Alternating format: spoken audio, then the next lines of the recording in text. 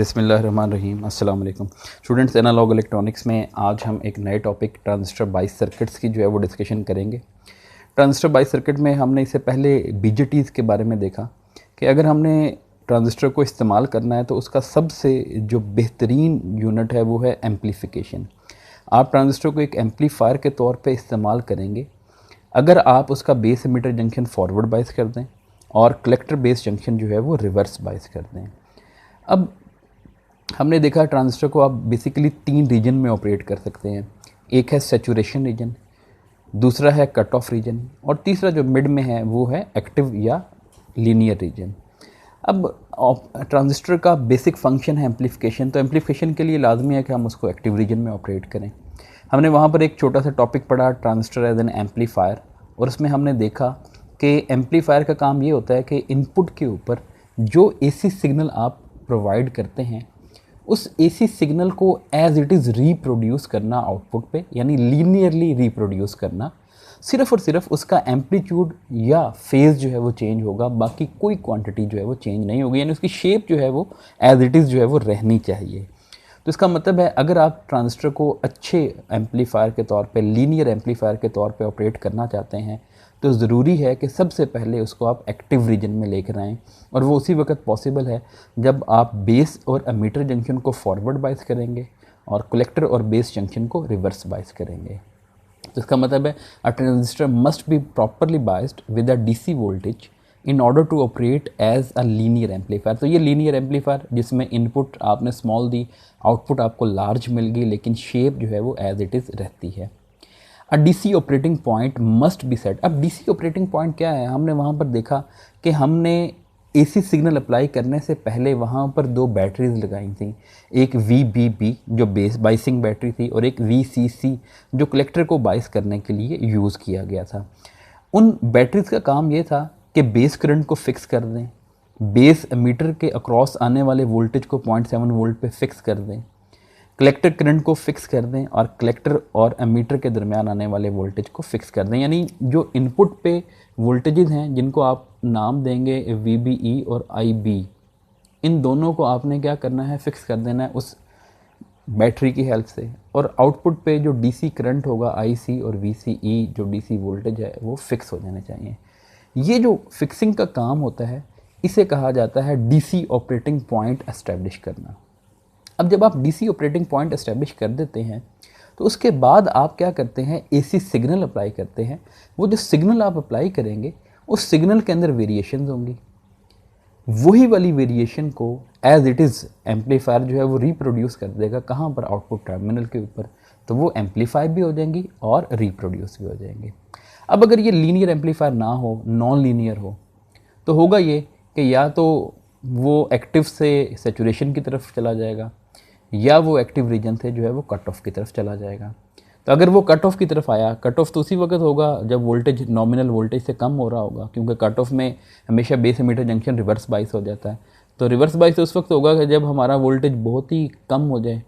जब वोल्टेज बहुत कम होगा तो उस वक्त ये यहाँ पर वोल्टेज क्लिप कर देगा, क्योंकि कट ऑफ की एक लिमिट है, इस लिमिट से नीचे जो है वोल्टेज नहीं जा सकता। तो इसका मतलब ये होगा कि जब हमारा ट्रांजिस्टर कट ऑफ में चला जाएगा वो वोल्टेज लेवल को मज़ीद उस लेवल से इंक्रीज़ नहीं कर सकता या डिक्रीज़ नहीं कर सकता, तो वो वहाँ पर उस वोल्टेज लेवल को क्लिप कर देगा।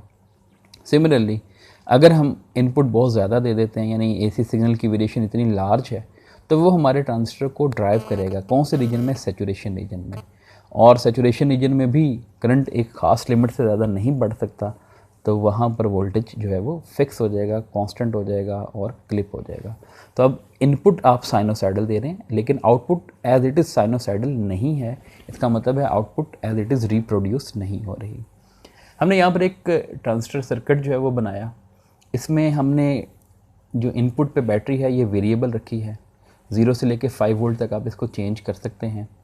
बीटा DC इस ट्रांजिस्टर का 100 है, RB की वैल्यू 10 किलो ओम है, RC है 220 ओम, लेकिन इसको किलो ओम में कन्वर्ट कर लें आप 1000 से डिवाइड करके।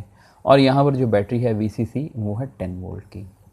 अब देखें हमने VCE ग्राफ को प्लॉट किया है 0 से लेके 10 तक, 1 वोल्ट के हमने जो है वो इंटरवल ले लिए हैं।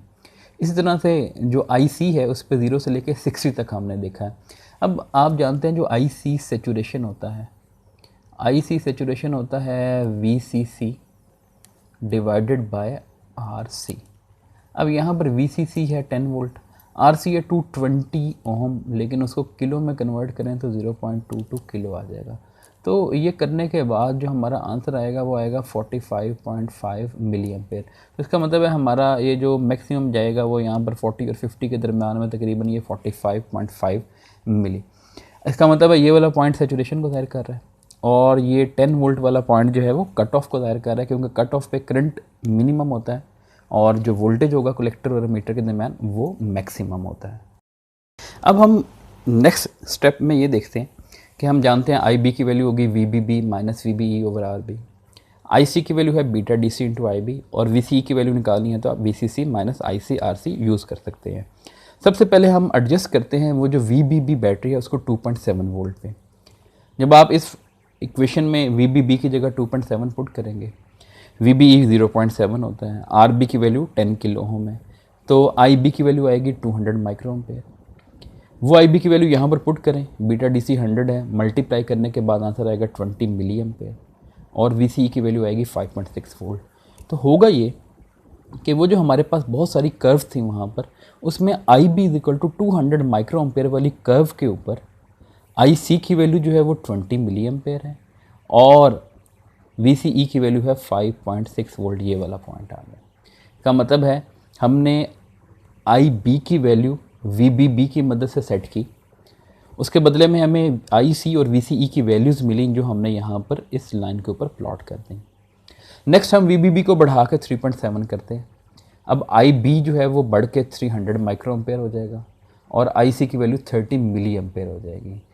तो जब आप इस फॉर्मूले में पुट करेंगे VC की वैल्यू 3.4 वोल्ट आएगी। इसका मतलब है अब आप 200 की बजाय 300 वाली कर्व के ऊपर मौजूद हैं।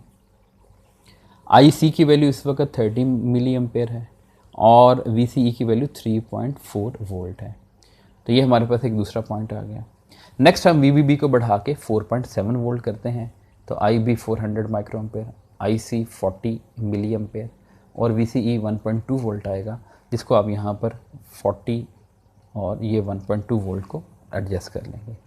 अब आप देख रहे थे कि ये 45.5 मिली एम्पेयर और ये 10 वोल्ट, ये वाले जो निशानात हैं ये थे सेचुरेशन और कट ऑफ वाले। अब जब आप इन दोनों को मिलाएंगे तो ये पॉइंट्स जो हैं, यानी ये वाली जो लाइन है, ये लाइन इन तीनों कर्व्स को अलग अलग पॉइंट के ऊपर डाइसेक्ट कर रही है। अब जहाँ जहाँ पर ये इनको कट कर रही है ये हैं DC ऑपरेटिंग पॉइंट्स, ये Q1, Q2 और Q3। अब इन DC ऑपरेटिंग पॉइंट्स में देखें जो Q1 है या Q3 है ये फिजिबल नहीं है, क्योंकि Q3 है 40 मिली एम्पेयर पे, यहाँ पर सेचुरेशन के आप बहुत ही करीब हैं, और Q1 है 20 मिली एम्पेयर पे, यहाँ पर आप जो है वो कट ऑफ के बहुत करीब हैं। जो सबसे फिजिबल पॉइंट है वो है Q2, ये जो मिड में है। उसकी रीज़न ये है कि ये सेचुरेशन से भी कुछ हद तक दूर है और कट ऑफ से भी काफ़ी हद तक दूर है। तो इसका मतलब है अगर आप IB को फिक्स करेंगे 300 माइक्रो एम्पेयर के ऊपर तो उस वक्त आपके पास एक लिबर्टी है कि आप AC सिग्नल 100 माइक्रो एम्पेयर की पॉजिटिव और 100 माइक्रो एम्पेयर की नेगेटिव एक्सकर्जन को इजीली जो है वो कंपनसेट कर सकता है। अगर आप 40 मिली एम्पेयर पे यानी 400 माइक्रो एम्पेयर पे चलते तो उस वक्त IC की वैल्यू है 40, आप मैक्सिमम जा सकते हैं 45.5। इसका मतलब है वहाँ पर आपके पास ऊपर की जानिब इतनी ज़्यादा लिबर्टी नहीं है, और अगर आप यहाँ पर आ जाएंगे तो आपके कट ऑफ की तरफ जाने के जो चांसेस हैं वो ज़्यादा हो जाएंगे। तो इसका मतलब है जो सबसे बेस्ट हमारा Q पॉइंट है या DC ऑपरेटिंग पॉइंट है वो एक्चुअली में क्या है कि जब आप VBB को 3.7 सेट कर देंगे, IB 300 micro ampere, IC 30 milli ampere और VCE जो है वो 3.4 वोल्ट हो जाएगा, जो कि बहुत बेहतर DC ऑपरेटिंग पॉइंट है। अब अगर DC ऑपरेटिंग पॉइंट मिड में ना होता, सैचुरेशन के ज़्यादा करीब होता, यहाँ पर देखें ये सैचुरेशन के ज़्यादा करीब है, तो जैसे ही आप इसके ऊपर AC सिग्नल जो है वो रखेंगे तो AC सिग्नल जो है वो अपनी इस सैचुरेशन वाली लिमिट को क्रॉस कर जाएगा, और जब वो सैचुरेशन वाली लिमिट को क्रॉस करेगा तो उस वक्त IC भी सैचुरेट हो जाएगा। IC तो इस लेवल से बढ़ ही नहीं सकता, और जब IC इस लेवल से नहीं बढ़ेगा तो VCE भी इस लेवल से डिक्रीज़ नहीं हो सकता। तो इसका मतलब है कि हमारे पास जो इनपुट सिग्नल था वो तो प्योर साइनोसाइडल था, लेकिन आउटपुट जो सिग्नल आ रहा है वो साइनोसाइडल नहीं है, उसमें क्लिपिंग हो रही है। अगर आप क्यू पॉइंट को रखते हैं नीचे, इस लोड लाइन पे देखें काफ़ी नीचे, यहाँ पर हम कट ऑफ करीब ले आते हैं, तो उस वक्त पॉजिटिव साइकिल तो एज इट इज़ रिप्रोड्यूस हो जाएगा, लेकिन नेगेटिव साइकिल में आप ये कट ऑफ वाले पॉइंट को एक्सीड कर देंगे, इससे नीचे आ जाएंगे।